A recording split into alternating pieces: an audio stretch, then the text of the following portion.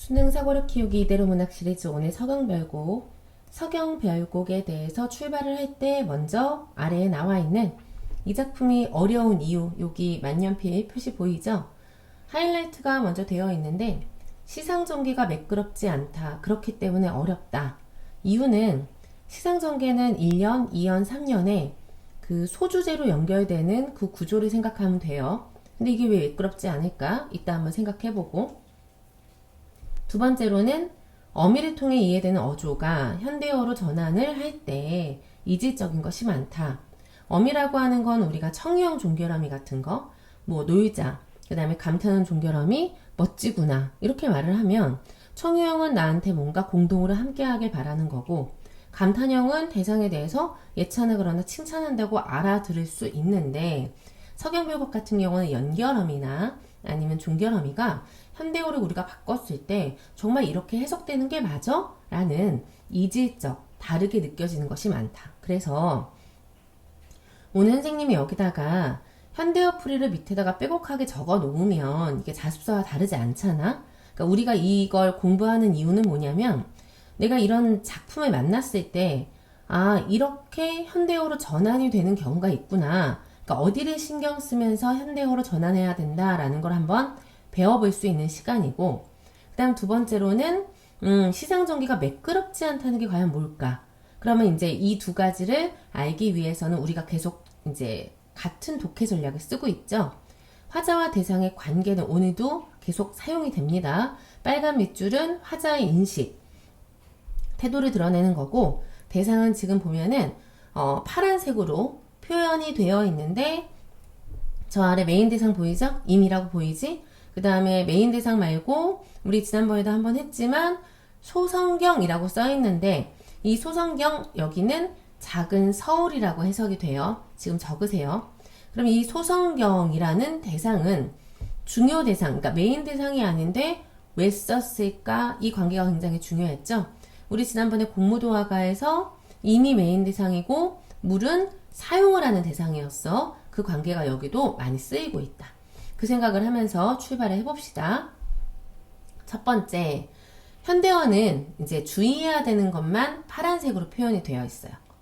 서경이 서울이지만은, 선생님 왜 다 안 읽어요? 네, 선생님 지금 초록색 밑줄인 아질가 뺐어요.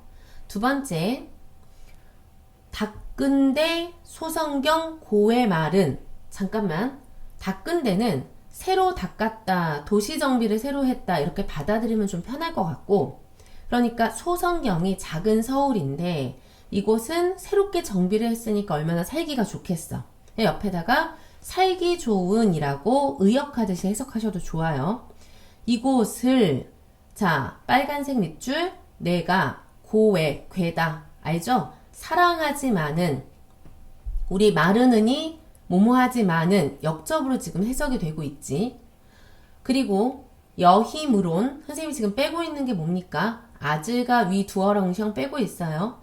여희다, 이거 우리 외웠죠? 헤어질 기보다, 헤어질 바에는, 헤어지는 것보다 비교지.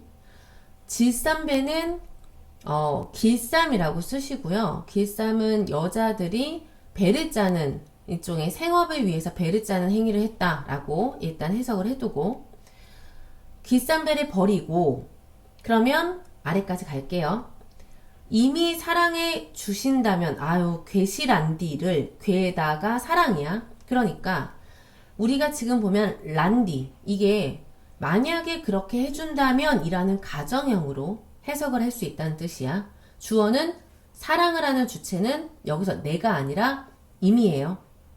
이게 굉장히 중요해. 임이, 이거는 어떻게 보면은 추론이 가능합니까? 라고 하면 솔직히 말하면 처음 보는 작품 서경별곡을 내가 이걸 읽은 다음에 이 사랑의 주체는, 행위의 주체는 내가 아니라 임이구나 라고 알아내는 맥락이 절대 쉽지 않아요. 그러니까 이런 거는 배우면서 외워두고, 그 다음에 선생님 그럼 이렇게 낯선 작품 만나면 어떡합니까? 그거는 우리가 낯선 작품이라고 하는 거는 이런 익숙한 작품의 데이터가 쌓여가면서 경험치가 생기면서 해결이 가능하거든요.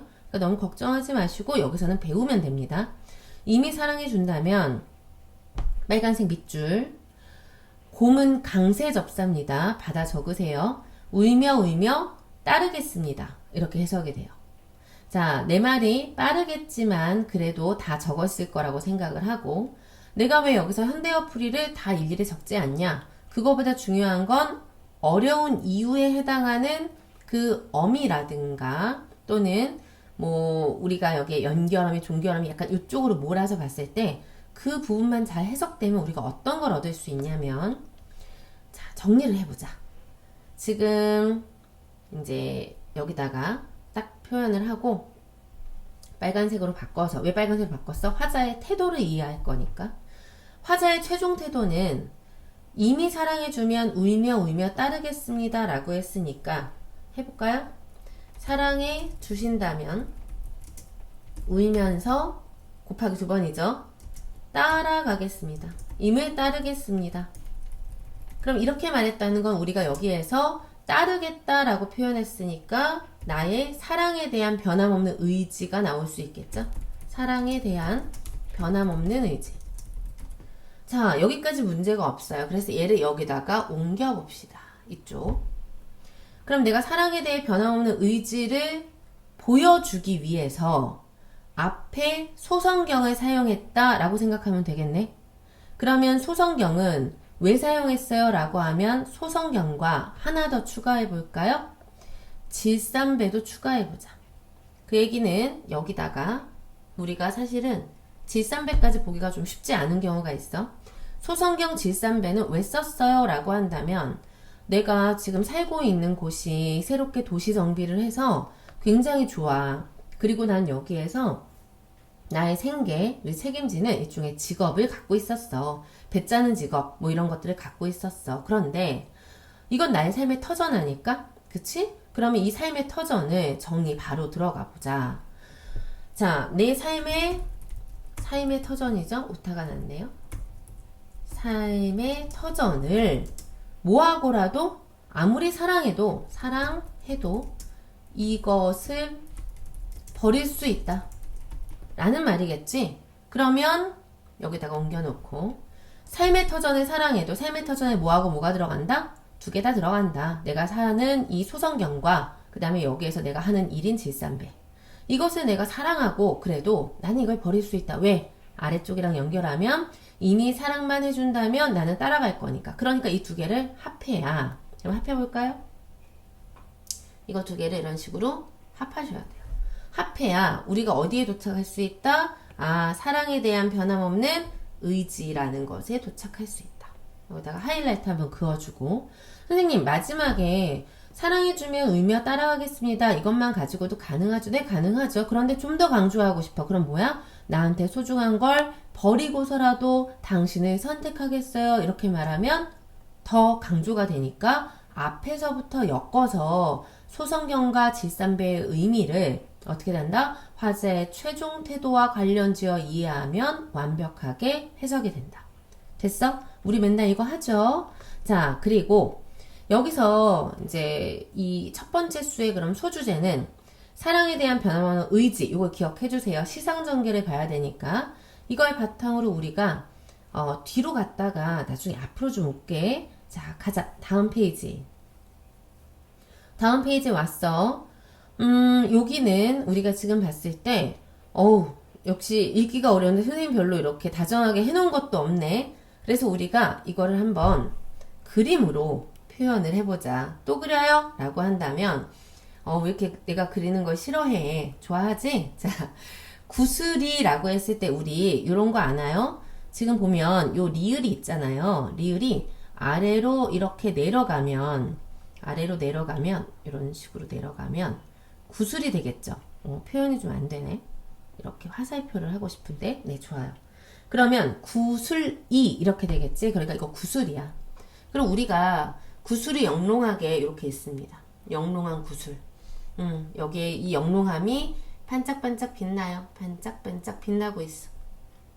화난 거 아니야. 빛나는 구슬이 있는데 바위는 우리가 많이 봤죠? 바위예요. 그래서 여기다가 이제 바위를 한번 그려볼게요. 바위. 점점점 이렇게 큰 바위가 있어. 그러면 여기서 알 수 있는 거 구슬이 바위에 어떻게 됐겠죠? 떨어진들이라고 해석이 됩니다. 여기 여기 보이죠? 디신들, 떨어진들. 그럼 이게 여기에 딱 부딪혔어. 그러면 이거는 어떻게 될까? 깨지겠죠. 구슬하고 바위하고 싸웠는데 당연히 구슬이 지지. 그럼 구슬의 상태를 표현해볼까? 구슬이 물론 이렇게 깨지진 않겠지만 그래도 와장창 깨졌습니다. 이렇게 깨질 거야. 달걀 아니야. 자, 지금 조각난 걸 그리기가 어렵잖아. 그래서 구슬이 깨졌어. 그런데 밑에 긴 나오죠. 긴은 끈이에요. 그럼 우리 여기서 한번 할 필요가 있겠지? 뭐지? 구슬은 이 표시를 해주면 좋겠네. 왜 썼을까? 이 생각. 그 다음에 끈은 왜 썼을까? 이 생각 한번 해볼까? 구슬과 끈을 쓴 이유가 있겠지? 끈은 지금 보니까 그럼 여기다가 자, 끈은 뭐야? 이렇게 뭐 끈 이런 식으로 얘가 어때요? 여기에 똑같이 상황을 줘보자. 바위에 탁 떨어졌어. 그럼 얘는 뭐야? 그냥 이 위에 이렇게 얹어지겠죠? 그럼 우리가 요거 두 개를 비교를 해보자. 그러면 이렇게 되겠네. 구슬은 결과적으로는 뭐를 만나면, 자, 바위 먼저 실연을 만나면 어떻게 될까? 깨어지게 되는 관계는 그냥 사랑은 사랑인데 이 사랑이 정서적 관계의 사랑, 인과의 어떤 일시적인 관계의 사랑. 그러니까 우리 감정을 말하는 거야. 감정은 깨질 수 있죠. 됐어요? 그런데 아무리 감정이 약간 사그라들고 깨져도 실연을 만나면 영원히 존재할 건 뭘까? 당연히 끈은 인연입니다. 그러니까 얘도 사랑이라고 해석하셔도 돼요. 끈도 사랑은 맞는데 그럼 우리 이제 비교를 한번, 얘도 사랑이라고 해석하는 작품들이 되게 많아요. 그 자습서 같은 것들이 사랑인데 얘는 안 끊어질 거니까, 그러니까 끊어지겠습니까? 이렇게 물어봤죠. 여기에 지금 보니까 서리적 어조 보이죠? 이렇게 서리적 어조 끊어지지 않습니다. 이렇게 해석할 거니까 이건 인연. 그럼 우리가 실연을 만났을 때 영원히 함께하게끔 우리를 붙들어주는 건 인연이고, 정서적 관계는 깨질 수 있다고 난 생각해. 이렇게 말하는 거지. 그럼 아래쪽에 또 반복합니다. 지문은 천년을 외롭게, 자, 선생님 지금 어디 하고 있죠? 천년을 외롭게 살아간들. 그럼 우리 이번에는 요건 좀 써볼까요? 천년, 그치? 천년이에요. 지문은 천년을 어떻게? 천년을 외롭게. 자, 외롭게 살아간들. 이렇게 해석이 돼요. 천년을 외롭게 살아간들. 그러면 내가 천년이 외롭게 살아가도 여기 보이죠? 이거 뭐예요? 믿음이죠? 그러니까 믿음은 어때? 끊어지지 않습니다. 이렇게 말하는 거니까 우리가 지금 여기에서 이렇게 되겠네? 화자가 생각하는 중요한 우리 둘 사이를 연결해주는 가치는 이 두 가지이다. 이렇게 되겠지? 끈과 믿음은 절대 끊어지지 않는다. 그럼 이거는 뭘 말하는 걸까요? 당연히 앞부분에 임에 대한 변함없는 사랑의 의지를 드러냈잖아. 그러니까 이것도 역시 마찬가지로 내가 당신을 계속해서 사랑하고 인연을 믿습니다. 이런 얘기를 하는 거야. 그럼 임에 대한, 인연에 대한 믿음이 되겠죠? 요거는. 그러면 우리가 여기서 알 수 있는 게 상징적인 소재인 구슬과 뭐 끈 이런 거를 사용해서 임에 대한, 요거는 빨간색으로 바꿔봅시다. 정리니까. 바꿔서 임에 대한 믿음을 표현하고 있다.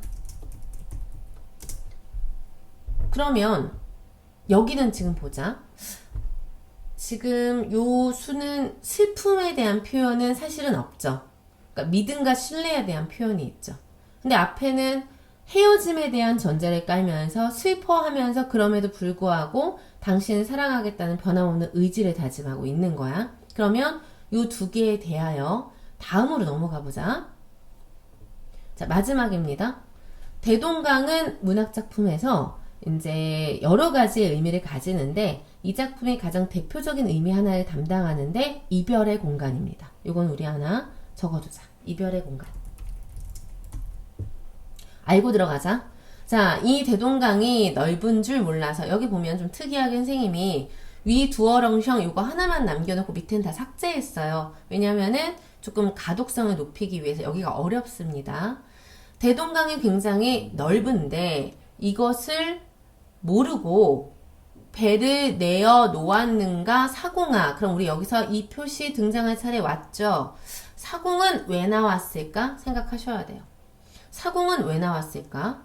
지금 보니까 사공은 뭘 하는 사람이야? 배를 내어 놓고 사람들을 강 건너로 건널 수 있게 도와주는 이제 사람이죠. 엄밀히 말하면 이 사람의 직업입니다.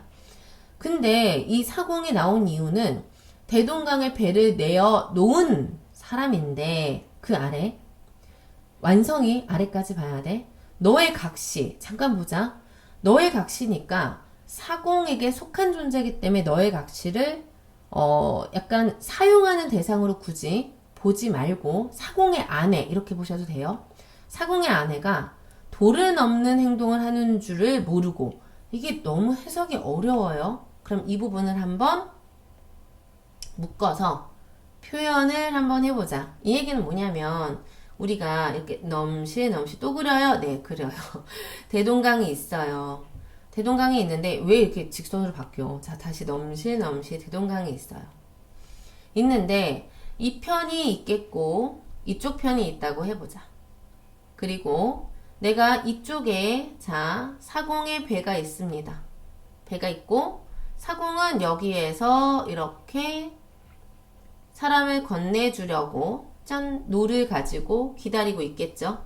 됐죠? 완벽해. 좋아. 그럼 이 사공이 와이프가 있어. 아내가 있는데 아내는 약간 사공의 집은 여기서 좀 거리가 먼 이쪽에다가 한번 표현을 해볼게요.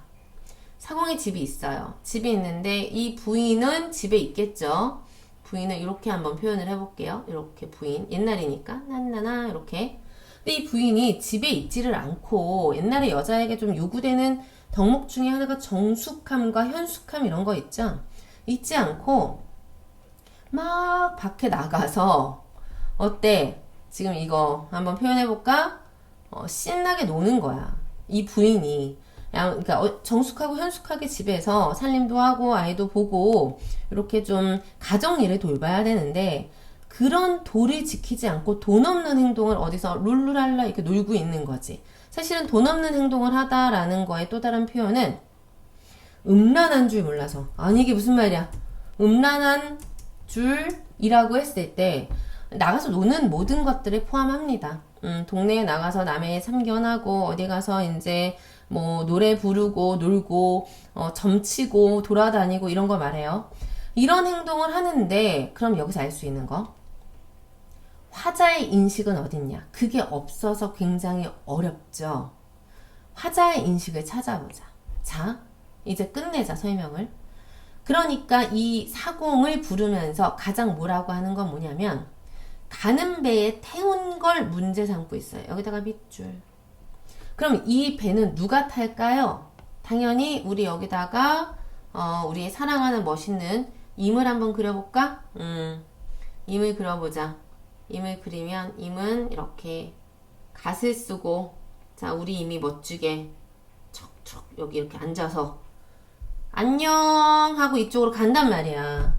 근데 우리 임이 떠나는 거는 사공이 배를 내어 놓았기 때문에 떠날 수 있는 거지. 그런데 그럼 화자 입장에서는 뭐만 없었다면 이미 안 떠났을까라고 생각하는 거야. 배만 없었다면, 배를 내어 놓는 사공만 없었다면. 자, 그러면 해석을 해봅시다. 정리. 화자는 배를 내어 놓은 사공만 없었다면 사랑하는 이미 떠나지 않았을 것이라 생각한다 라고 정리하실 수 있어요. 이런 생각을 하면서 누구를 지금 질책하는 거죠? 야 사공 너 왜 지금 쓸데없이 밖에 나와서 배를 내어놓고 일하는 거야? 너가 이랬기 때문에 우리 이미 이 배를 타고 자 가는 배에 태웠느냐 우리 임을 태웠느냐 타고 떠나잖아. 너 있잖아 집에 가봐. 너 부인이 지금 밖에서 매일 어때? 돈 없는 행동을 하면서 놀고 있어. 집에 가서 집단속이나 해. 약간 이런 말이야. 됐어? 이해는 됐지? 이해가 됐다면 우리는 여기서 어떤 걸 얻을 수 있냐면 이걸 반드시 얻으셔야 돼요. 원망. 굉장히 중요한 정서야. 맨 처음에 시작을 할 때 했던 말 기억나나요? 선생님 분명히 뭐라고 했죠? 서경별곡이 각 시상 전개가 약간 매끄럽지 않다. 이 얘기가 무슨 말이냐면 맨 처음에 어떤 슬픔에 대한 얘기를 하면서 나는 이 슬픔 속에서도 너가 나를 만약 사랑만 해주면 너를 반드시 따라갈게 라는 어떤 의지를 막 구현을 해. 그 다음에 두 번째는 우리는 신뢰와 믿음, 인연이 굉장히 깊지 이런 얘기를 해. 그런데 갑자기 마지막에 와서는 뭐라고 하냐면 사공한테 원망을 하면서 막 질책을 해. 근데 이 사공은 메인 대상이 아니잖아. 그러니까 도대체 이 사람은 중요 정서가 뭐야? 핵심 정서가 뭐야? 약간 이런 생각이 되는 거야. 그러니까 앞에서부터 출발해서 뒤까지 이어진다기보다는 다양한 정서를 가지고 있다. 이렇게 생각을 해요. 그럼 이제 우리가 이 원망은 무슨 원망이라고 하냐면 원래는 임의 의지로 떠나는 거지. 사공이 뭐 가라고 해서 가고 안 가라고 해서 안 가겠니. 그러니까 이 원망은 간접적 원망이라고 한다. 그럼 이 간접적인 원망을 통해서 뭘 드러내는 거지? 이미 떠나지 않았으면 좋겠어요 라는 나의 슬픈 마음을 표현하는 거죠. 그래서 의지도 있고 슬픔도 있고 믿음도 있고 원망도 있어서 시상이 약간 매끄럽지 않은 듯한 느낌을 주면서 다양한 정서를 표출하였다. 괜찮아요? 방금 한 말 이따가 한번 정리 다시 해볼게요. 자, 그렇다면 여기에서 사공 부분에다가 이렇게 정리가 됐죠? 그리고 끝났으면 좋겠는데 끝나지가 않은 거야. 어디가 안 끝났냐면 지금 이 두 줄 남았죠? 대동강 건너편에 뭐가 있냐면 고질이 있는데 아까 선생님이 뭐라고 그랬죠? 요거를 내려요. 내리면 얘가 이렇게 지읒이 아래로 내려오잖아요. 곧은 꽃입니다. 그러니까 이쪽에 잠깐만 꽃이 있다고 했을 때 만약에 꽃을 하나 그려볼까? 꽃 이렇게 꽃 이렇게 예쁘게 있어요. 오늘 그림 좀 되는 날이야. 꽃이 있는데 이 건너편 꽃을 배를 타고 들어가면 그럼 어디에 들어갔겠어? 여기 대동강으로 들어가면 그러니까 대동강을 건너간 거죠. 지금 보니까 대동강으로 들어가면 자, 두 번째 꺾을 것입니다 라는 건데 누가 꺾을까 라고 생각하면 돼요. 꽃을 꺾는 건데 누가 꺾어? 이미 꺾을 것입니다. 그럼 우리 이것도 정리해보자. 화자는 자 역시 빨간색으로 화자는 나의 이미 대동강을 건너가면 꽃을 꺾을 것이라고 생각한다. 아무것도 안 느껴져요 선생님. 그 말이 맞죠? 꽃의 의미가 뭔지 모르니까 느낄 수가 없잖아. 이 꽃은 왜 썼을까라고 하면 우리가 이거는 배경 지식이 필요한데 노류장화라는 말이 있습니다. 노류장화 여기서 사용될 수 있는데 길거리에 핀 꽃이라는 뜻으로 아무나 취할 수 있다고 해서 기생을 의미해요. 그러면 여기서 우리가 임은 아마 나랑 거리가 멀어졌으니까 마음도 멀어져서 거기에 있는 유명한 기생을 만나든 아니면 꼭 기생이라고 안 해도 돼. 꽃을 꼭 여자라고 할 수는 없어서 꽃을 설명을 하기 위해서 이제 선생님이 노류장화라는 배경 지식을 가져온 거고 여기는 다른 연인, 그러니까 다른 사랑, 새로운 사랑을 만날 것입니다 라고 생각을 하는 거지. 그러면 이거는 이렇게 되겠네. 화자는 나의 이미 대동강을 건너가면 다른 사람을 만날 것이다 라고 생각하는 거니까 이건 뭐가 되겠어? 믿음이야? 아니지. 불신이야. 나 너 못 믿어. 네가 나 버리고 떠나서 다른 사람 만날 거지? 그러니까 정서가 어때요?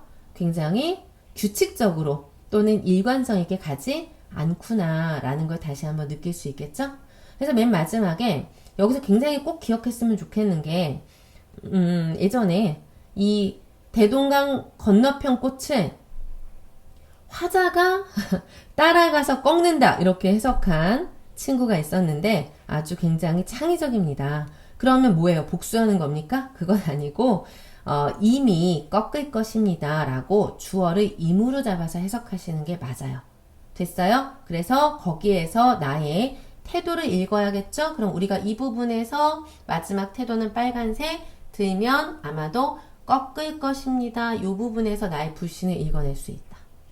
자, 그러면 서경별곡에 대해서 마무리가 됐으면 좋겠는데 이 작품은 워낙 중요하다 보니까 하나는 짚고 넘어가야 될 것 같아요.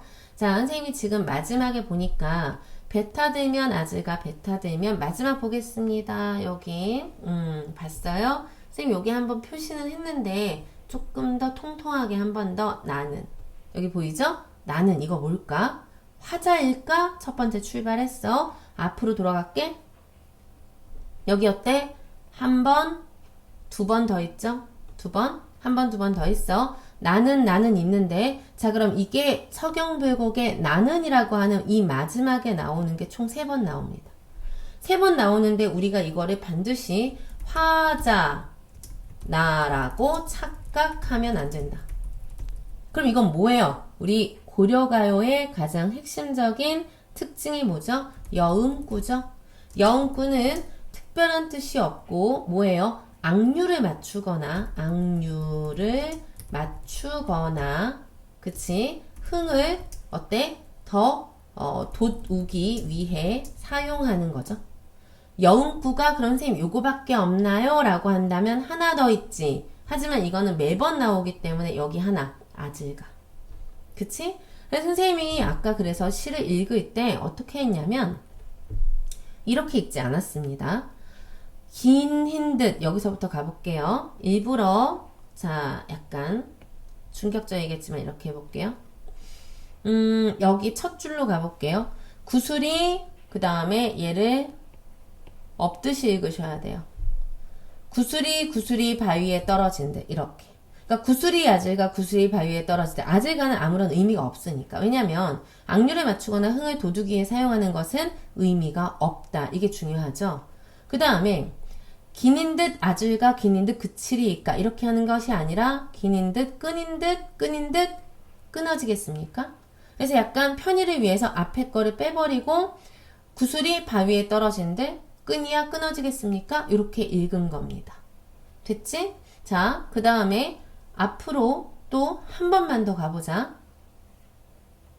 지금 보니까 여기에 아질가 여음구였죠? 위 두어렁셩 다링디리가 있는데 얘도 엄밀히 말하면 나중에 이제 학교를 가게 되면 여음구 안에 후렴구가 있다 이렇게 배우는 학교도 있고요. 여음구와 후렴구를 그냥 나누겠다라고 하는 학교도 있고요. 여음구, 후렴구, 조음구 상관없어 라고 하는 학교도 있습니다. 그거에 따라 하시면 되는데 오늘은 구별을 좀 해주기 위해서 선생님이 지금 요거는 여기 써있죠 애초에? 얘 데리고 올게요. 후렴구예요. 후렴구라고 했을 때 그럼 선생님 여기서 이 얘기를 좀 해주세요.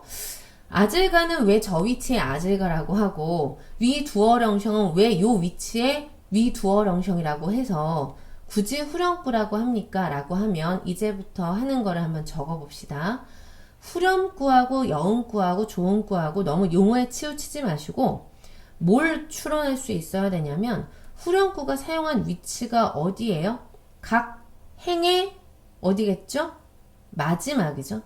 맞습니까? 첫 번째 행이 이거예요. 자 보세요. 이게 일행입니다. 이게 일행이야. 써볼게요. 일행에 바로 뒤에 붙었죠.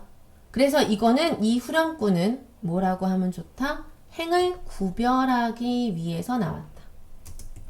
행을 구별한다. 당연히 의미가 없는 건 이미 알고 있습니다. 후렴구, 여음구 모두 의미가 없는데 기능, 행을 구별하는구나. 그럼 선생님 아질가는요? 아질가는 지금 보니까 아질가 딱 치자마자 처음이 시작되잖아요. 그럼 아질가인 여음구는 뭐다? 행을 구별하는 것이 아니라 행의 시작을 알린다. 우리 이렇게 나오면 제가 이걸 어떻게 알아요? 이러지 마시고요. 위치를 보면 아질가는 행의 시작을 알리는 기능이 있을 수 있겠지. 그 다음에 위 두어렁셩은 행의 마지막에 나왔으니까 행을 구별하는 기능이 있을 수 있겠지. 이런 것들을 우리가 뭐라고 하지? 내용을 우선적으로 공부를 다 하면 표현기법은 그 내용을 완성하거나 더 더해주거나 아니면은 형식미를 더해서 그 내용에 있어서 우리가 이제 고려가요는 옛날에 노래로 불렀잖아. 그러니까 그런 것들을 더 강조하기 위해 기능들을 한단 말이야. 그러니까 그런 것들은 이제 뭐 따로 외우지 말고 이런 식으로 가능하겠구나 편하게 생각하시면 좋을 것 같아요. 됐죠? 그러면 우리 오늘 여기서 표현기법 뭐 했죠? 영구, 후렴구. 영구는 아질가와 나는이 있었고 후렴구는 위 두어렁셩 두어렁셩 다링들이가 있다. 요거 하나 마지막으로 하고 다시 한번 서경별곡의 어려운 이유에 대해서 초점에 맞춰서 우리가 뭐가 되어 있어야 돼? 현대어 풀이에 어디를 그러니까 신경을 써야 하는가?